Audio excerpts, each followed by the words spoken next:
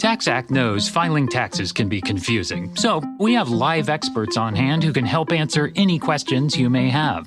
Questions like, can I claim my SUV as my home office if I answer work emails in my car? If I adopted 12 dogs this year, can I list them as dependents?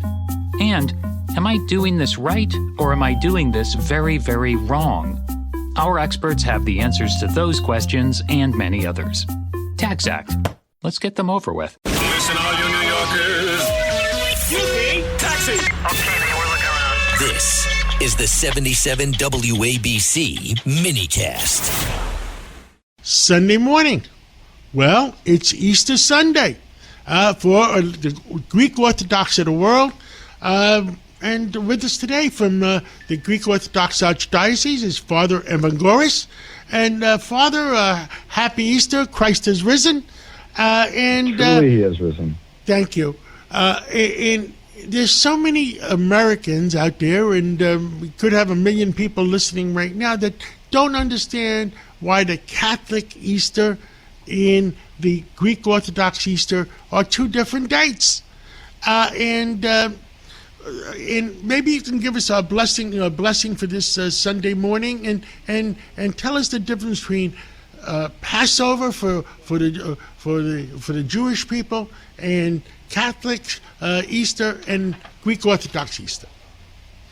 Absolutely. John, thank you so much for having us on the show this morning. And before I begin, I want to convey to you and to all of your listeners the blessings of our Archbishop, His Eminence, Archbishop Evagoras of America, who this morning is celebrating the Easter services in Brookville out on Long Island with a whole group of auxiliary bishops and the faithful on Long Island.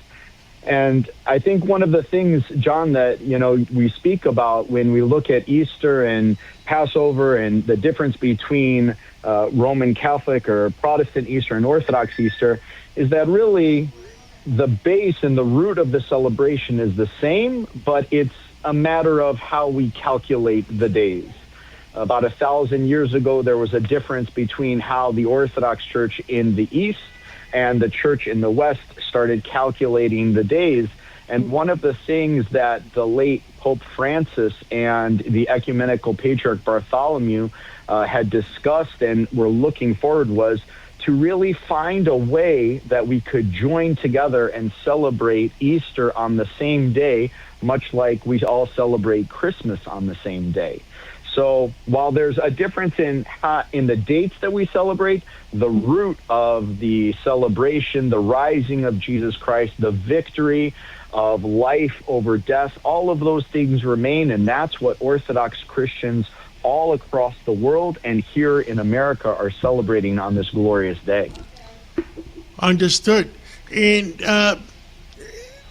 anything else you want to tell the American people are we all going to eat lamb today? Oh, we're definitely going to eat lamb today. And I think that one of the best things about being in New York is that, and I'm sure you know this, John, is if you take a ride through Astoria today, the entire town there is going to smell like roast lamb. But one of the great things that I do want to share with you and with your listeners is that Orthodox Christianity is really experiencing a spiritual awakening in this country.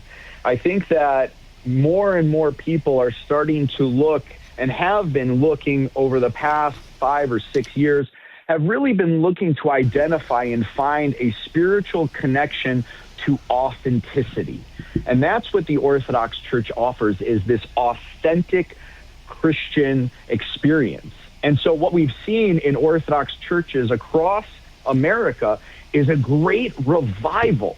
You see churches in California, churches in the South, churches in the Northeast that are not just converting 5 or 6 people, but are converting hundreds of people at a time and welcoming them into the Orthodox faith.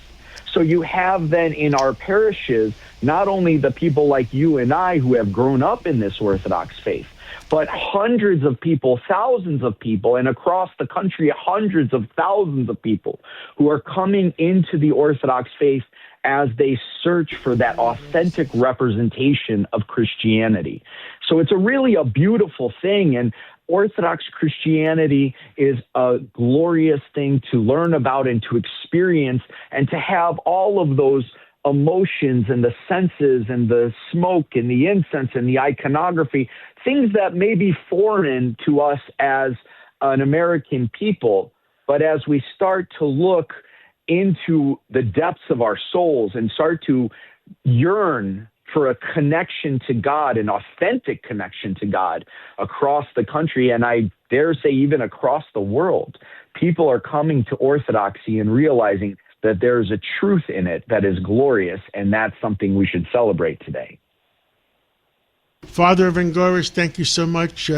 Christ is risen, and I'm going to eat a lot of lamb later on, and it's a great annual tradition, and it was great to be at the Archdiocese Cathedral last night and at midnight mass, and we enjoy it every year. Thank you so much.